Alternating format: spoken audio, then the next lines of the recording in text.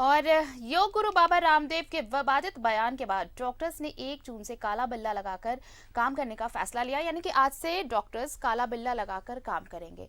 बाबा रामदेव ने कहा था कि एलोपैथिक दवाइयां खाने से लोगों की मौत हो रही है। एक रिपोर्ट दिखाते हैं आपको। रामदेव के बयान पर डॉक्टर्स लगाएंगे काला बिल्ला। 1 जून से काला बिल्ला लगाकर करेंगे मरीजों की सेवा।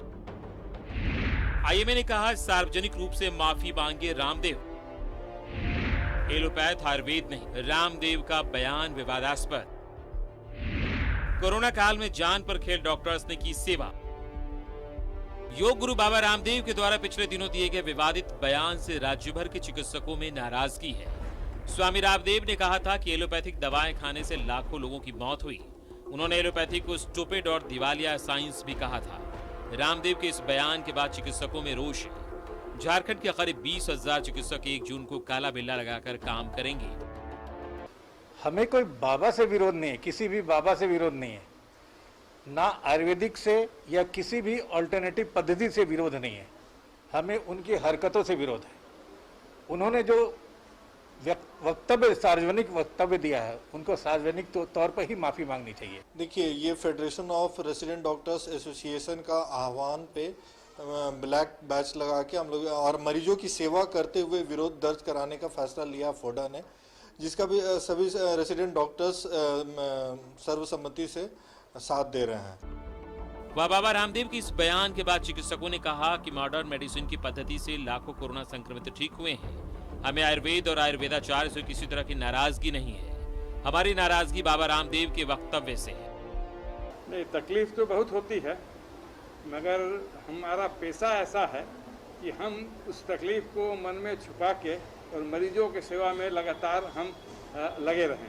यही हमारा कर्तव्य है और हम लोग आशा करते हैं कि जितने लोग हैं जो चिकित्सा सेवा से जुड़े हैं, इस चीज़ को वो समझेंगे, चाहे रामदेव बाबा हो चाहे कोई भी हो, ये इस चीज़ को समझेंगे और हमारे साइंस को मान्यता देंगे। स्टेटमेंट उनका आया कि सर्जरी कोई साइंस नहीं है, तो ये इस तरह का स्टेटमेंट देना हमें नहीं लगता है कि ये किसी को शोभा देता है, और इस तरह के स्टेटमेंट से उनको भी बचना चाहिए। हमारे लिए बाकी जो भी चीज़ है, किसी भी, जैसे इन्होंने कहा कि किसी भी पद्धति से, चाहे आयुर्वेद हो या होम्योपैथ हो या नेचुरोपैथ हो या यूनानी हो, किसी से हमें कोई गिला शिकवा नहीं है। हर लोग अपने ट्रीटमेंट करते हैं, लेकिन ये कह देना कि ये कोई साइंस नहीं है, ये कितनी सही बात है। इसे आईएमए के आंदोलन में सभी चिकित्सकों का सहयोग मिल रहा है। राज्य भर के ज्यादातर चिकित्सक बाबा रामदेव के विरोध में हैं। जूनियर डॉक्टर एसोसिएशन ने भी इसका सहयोग किया है। अरे युद्ध एलोपैथ और आयुर्वेद के बीच का नहीं है। हमने लगातार कोरोना वाले में लोगों को बोला कि नहीं, आप सांस वाले व्यायाम कर सकते हैं, सांस वाले जो भी प्राणायाम है वो कर सकते हैं जिसके लंग्स की कैपेसिटी इंक्रीज हो। हमने हमेशा प्रमोट किया है, लेकिन दोनों चिकित्सा पद्धति अलग अलग है, दोनों का अपना विशेष एक रोल है, वो दोनों को मिक्स नहीं करना है। आम जनता दोनों की यूज करती है और दोनों का करेगी ही। इसीलिए मैं बोल रहा हूँ कि उसमें एक व्यक्ति विशेष की गलती यहाँ होता कि अगर बाबा रामदेव सिर्फ वो बोलते कि हाँ, मेरे द्वारा दिया गया स्टेटमेंट जो है गलत है, इसका गलत प्रभाव पड़ेगा, मैं उसको वापस लेता हूँ, युद्ध यहीं खत्म हो जाता। लेकिन उन्होंने इस मैटर को बहुत ज़्यादा बढ़ा दिया।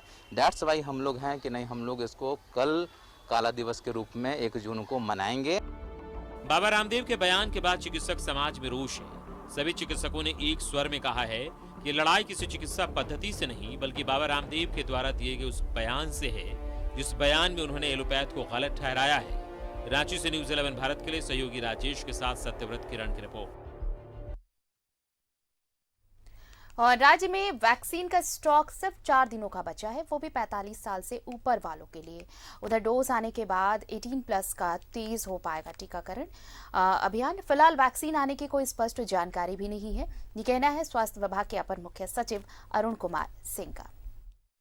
अगर मैसेज नहीं प्राप्त होता है मोबाइल पे, तो इसका यह तात्पर्य नहीं कि वो डेटा हमारे सर्वर में एंट्री नहीं हुई है। डेटा सर्वर में एंट्री हुई है, मैसेज भेजने में कहीं ना कहीं मिसमैच है, तो उसका यह तात्पर्य नहीं मानना चाहिए कि वो जो है एंट्री नहीं हुई और उसको वेस्टेज माना जाए। ऐसा नहीं है। तो वेस्टेज अभी परसेंटेज क्या है? वेस्टेज का परसेंटेज, जैसा कि हमने असेसमेंट कराया है, वेस्टेज का परसेंटेज करीब 4.6 था, जो और कम होगा, क्योंकि अब हम और सतर्कता बरत रहे हैं और कोशिश कर रहे हैं कि बिल्कुल वेस्टेज नहीं हो। और जब 10 लोग इकट्ठे हो जाएं तभी ये वैक्सीन की वाइल को खोला जाए ताकि वेस्टेज बिल्कुल ना हो।